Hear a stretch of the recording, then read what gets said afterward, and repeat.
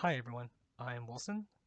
Today, Rasool and I will be talking about our efforts and how we supported the Huawei Ascend AI chipset for DPC++.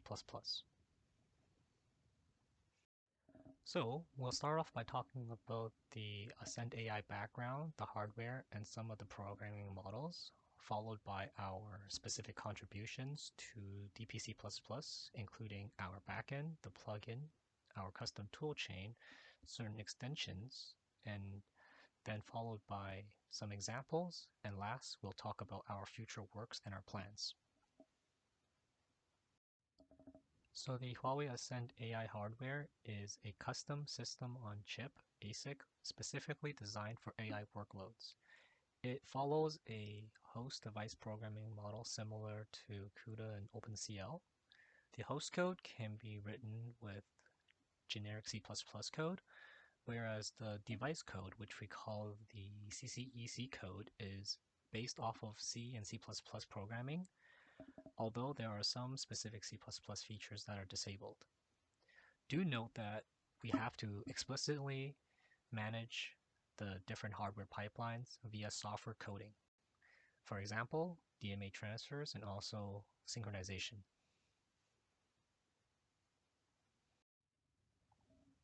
So here is the Huawei AI hardware background at a system level overview. As you can see, there are a few on-chip buffers such as the L1, L0A, L0B, L0C, and also the unified buffer. Depending on the different types of processing that you want to do, be it cube, aka matrix, or vector, it would go through different data paths and also different buffers. So to give a little bit of background about our custom compilation flow, we can have multiple different device codes all within the same file. For example, we have both the AI core and also the AI CPU. And how it works is that within the same source code file, we first would break it down into different modules based on the function attribute. We would then use different compilers to compile different types of modules, and we get as output the object files, as you see here. Object files for the same backend would then be linked together to form a binary, as shown here for both AI core and also AI CPU. And then finally, we would then combine all of that together with the host code, with the host object, using the host linker to create a fat binary. So the fat binary will contain both the host executable and also the AI core, AI CPU device code. So regarding our contribution to DPC++, it is mainly based around two things. The SYCL runtime, which is part of the CCPlugin, and also our custom toolchain. These two things will be talked about extensively in the following slides. But first, let's talk about the overall architecture to see where we stand. The current DPC++ project already supports multiple different backends, such as OpenCL, CUDA, and also Intel's Level 0. All of this is supported via a single front-end source, which is the SYCL language. Our contribution is to take that same single source front-end and then to be able to translate, compile, and execute into our own custom backend via the CCE language, and then all the way down into the Ascend AI hardware. So to give a little bit more detail regarding our CCE backend contribution to the runtime, there are four main points. First being the device discovery selection, platform interface, context interface, and last, queue and event interfaces. The current DPC++ project already has the host selector, CPU selector, GPU selector, and so on. We've added and registered a new target selector called the high IPU selector, which would select the Huawei Ascend AI hardware. That would mean that in the source code, when we instantiate a SYCLQ, we can then pass in as a parameter this new high IPU selector. As you see on the right side, we can see that for this specific host, when we run SYCLLS, we can support both the NVIDIA CUDA backend, at the same time also the Huawei Ascend AI backend. And of course, we have the host platform as well. Down here, we can see that there are all the different custom selectors, which shows both the GPU and also high IPU. And next, let's talk about our CCPlugin contribution. As you know, the runtime plugin performs a set of command group scope instructions, which acts as an interface between the host and device. There are already a few plugins implemented, such as the OpenCL one, Level 0, and also CUDA. Our contribution is to add a new plugin called the CCPlugin at the same level of abstraction as the other ones. It is similar to OpenCL and CUDA in the sense that they all follow the same host device programming model. If we take a look at an example snippet of SYCL source code, as you can see, there is a queue, there are some buffers, we have a parallel for Lambda kernel. All of these under the hood map to the SYCL runtime APIs. For example, it would be a queue submit, a buffer instantiation, a kernel instantiation, and also a kernel execution. So depending on the backend that we have selected, if it was, for example, CUDA, these generic APIs would then call the target-specific ones implemented in our plugin. Here it will be the CUDA one. So it will map to CUDA launch kernel, CUDA mem alloc, or the CUDA module get function. If you were to choose Huawei's Ascend AI hardware as the backend, it would then map to RT kernel launch, RT malloc, or RT function register. And next, I will pass it to Rasool to talk about our backend compilation flow and the toolchain. Thank you very much, Wilson. So now in the second part of this talk, I will be explaining first the compilation process in DPC++. This would be just as a background, and I'm sure that most of you are already familiar with this. So in general, as you can see in DPC++, the compilation process has two separate paths. One path which performs the device code compilation, generates the binary kernel and stores it in a wrapper object file and passes this to the linker. And the second path, which let's say compiles the host code plus the integration header, which is kind of the information being passed about the device code to the host code. And these information are stored in the host, let's say, object file, and these two files are linked together and finally generate the final executable. Now, to have a more detailed look at the CCE backend's compilation path, we will be having a look at the CUDA device code compilation path, which is amongst the current, let's say, device compilation, let's say, paths, is the closest to the approach that we have been using for the Ascend compiler. This slide shows the device code compilation for the CUDA backend. The chart on the right hand side shows the steps which are taken for the device code compilation in the CUDA backend. Initially, the LLVM-IR is generated, and from the LLVM-IR NVPTX instructions and qubit binary is generated, and they are stored inside the fab binary, and this fab binary is later on passed to the offload wrapper, and stored inside the wrapper object file.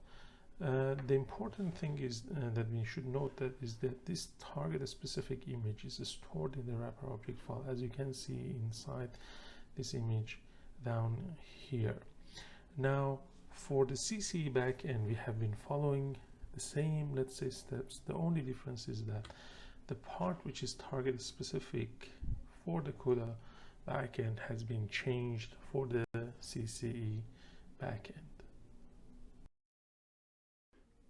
Now let's have a look at the CC compilation toolchain. The first point that I should mention is that we have introduced the SYCL target high IPO64 high silicon-cc-SYCL device. When this SYCL target is provided, the compilation goes through the path which performs the compilation for the CC backend. As we explained in the previous slide, that target specific steps have been changed to compile for the CCE backend in the overall DPC++ compilation. Now, in order to have a more detailed look at these target specific steps, we can have a look at the image in the middle. So initially we receive the device code from DPC++. The device kernel gets compiled into LLVM-IR and also at the same time to the TVM hybrid script, which is stored in the loopy code over here. Now this TVM hybrid script is passed to AKG, and the output is a source code, a CCEC source code, which then is passed to the CCEC compiler, and an LLVM-IR of the source code is generated. Now this source code is then merged with the device code, the initial device code which was generated by DPC++, where the kernel body was replaced with a call to its respective method. And the combination of these two files these two files are combined together to generate the device code, which is compiled via the CCEC compiler. And in the next step, the device code is inlined, and finally the binary version of the device code is generated. Note that this is one of the paths that we are currently using for compilation in the CC backend. Beside this path which goes through the AKG, we have been developing a second path which utilizes MLIR, and in this path the output of the converter, which is let's say the output of the converter, which is an LLVM opt pass, is passed to the MLIR affine dialect. From the MLIR affine dialect, a loopy.mlir file is generated, and in the next step, inside the MLIR affine dialect, tiling steps, and also in the inserting DMA calls and lowering the code to the standard and LLVM dialects is performed, and finally the output LLVM-IR is passed to the CCE compiler, and the AI core binary is generated.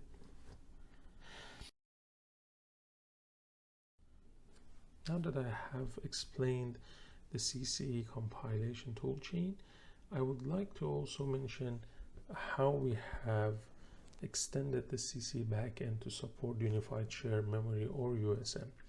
We have been implementing the restricted USM in the CC plugin, where the host allocation is mapped to host memory, the shared memory allocation is mapped to the managed memory, similar to the CUDA plugin, and also the device allocation is mapped to device memory. You know, in the PyCCPlugin API, we have been implementing the list of the API which are related to the USM, which you can see in the image on the right hand side, and more or less we have been able to follow, or let's say do an implementation similar to the CUDA plugin, except calling for the CCE runtime API instead of the CUDA API. Another important feature that we are supporting in the CC backend is Parallel 4. I should mention that in the support for the Parallel 4, we have broken the boundary between the work groups and work items. In more detail, we have been using AKG as an external tool. AKG is capable of performing automatic parallelization and vectorization. This, in order to use this feature of AKG, we created our own Parallel 4 C++ abstraction, where we require the static number of work groups and work items to be known, and the converter step, which I showed in the previous slide, would artificially create an outer loop with an extent that equals to the total number of tasks, as well as the loop hint which is passed to AKG. And AKG will select the best parallelization factor for the device code kernel. This information might be different compared to the total number of tasks which let's say initially was let's say stored in the DPC++ code in the Parallel 4 code construct. The updated information, as it can be seen on the image in the right hand side, is passed from AKG to the toolchain and from the toolchain to the runtime. So as an example, although the DPC+ code initially had 16 tasks to be performed, AKG has been switching this SIMT program model to a SIMD program model, where, let's say, just for an example, some of the tasks are merged together and performed as SIMD kernels, as you can see down here. Now, these SIMD kernels plus the updated number of kernels or the block dimension is passed from AKG to the toolchain and to the runtime, and this information is used to perform the total number of SIMD kernels at runtime. And in order to be able to pass this information between the toolchain and the runtime, we have been using the property files which can be generated at compilation time and read by the let's say the CC runtime, the CCPlugin at runtime. Before I finish my presentation, I would like to mention one of the programs which we are able to currently execute correctly on the CCE backend, matmul. The size parameters are presented over here. The code for the matmul, the DPC++ code for matmul is presented in the image on the right hand side, where the device code uses the HiIPU selector, which this selector class informs DPC++ to use the HiIPU device and the CCE backend to run this code. The compilation instruction can be seen down here. We use the HiIPU 64 target, the C100 sub-architecture of the HiIPU target. We also require to pass the address to AKG and also the CCEC compiler to DPC++ to be able to compile this program. And more also, I should mention that the current implementation uses both the vector and the cube units to execute the matmul program. And finally, the correctness of the output is checked on the host side after the kernel execution has finished.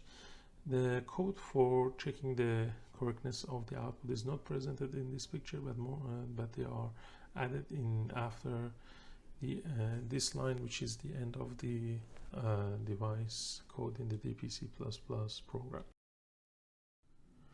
As the future steps, I would like to firstly mention that beside the current more developed code gen path which uses AKG, we are actively developing the MLIR code generation path as well, and hopefully in near future we would see that both paths are well developed.